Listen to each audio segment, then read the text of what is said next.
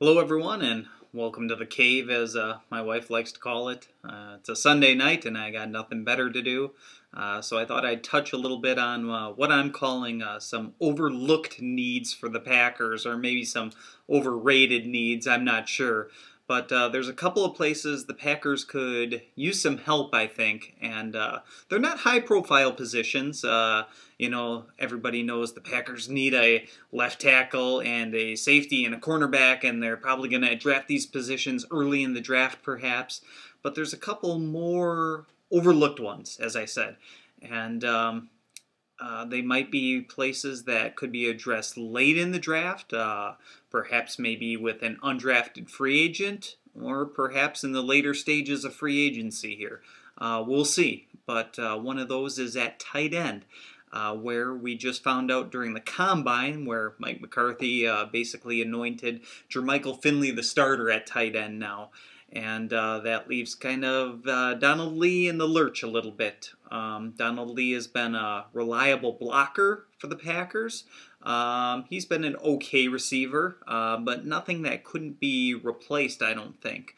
A couple of mid to late round guys from the draft, I think, are two Big Ten guys, actually. Tony Moeaki of Iowa and Andrew Corliss of Penn State. Two big guys that could be inline blockers and also big targets down the field. Perhaps aren't going to stretch the field, but a nice big target for the red zone.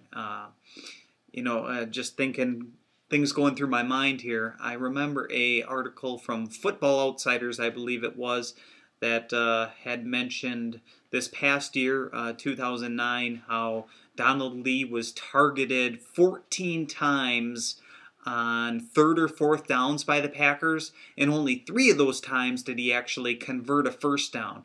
So again, Donald Lee has been regressing a little bit, it seems like, and it might be time to go in a different direction. Another position that the Packers have a need at is third string quarterback. Now, for the past 2 years, the Packers have gone with only 2 quarterbacks on the 53-man roster, and there's no reason to believe they couldn't do that again. But, they need to have somebody just in case. I mean, God forbid Matt Flynn gets hurt, or even worse, what if Aaron Rodgers gets hurt? The Packers need to have somebody else to develop just in case, and again, a rookie would be the obvious choice. Somebody late in the draft or an undrafted free agent. So they have that kid they brought in at the end of last year, Chris Pizziotti, I believe it is, that Ivy League quarterback. I don't think anybody really knows what the Packers have in him right now, except maybe the Packers themselves. But, I'll look for them to bring in some competition after the draft. And again, some rookies. I'd love to see a guy like Dan Lefevre from Central Michigan, but he might be a mid-round draft choice. We'll see whether the Packers would invest something like that in him. But another position, a 300-plus pound defensive end. The Packers just released Michael Montgomery the other day, earlier this week, and they definitely need a big guy to man the defensive end position. It looks like, once again, they're going to give every opportunity to Justin Harrell to win a position, but we all know he can't really be relied on. But the Packers really, nothing hurts in giving him another shot. I'm sure they want to see if he can withstand the rigors of an entire off-season and training camp, and if he can do that without getting hurt, I'm sure they'd probably give him a shot at in the defensive line rotation.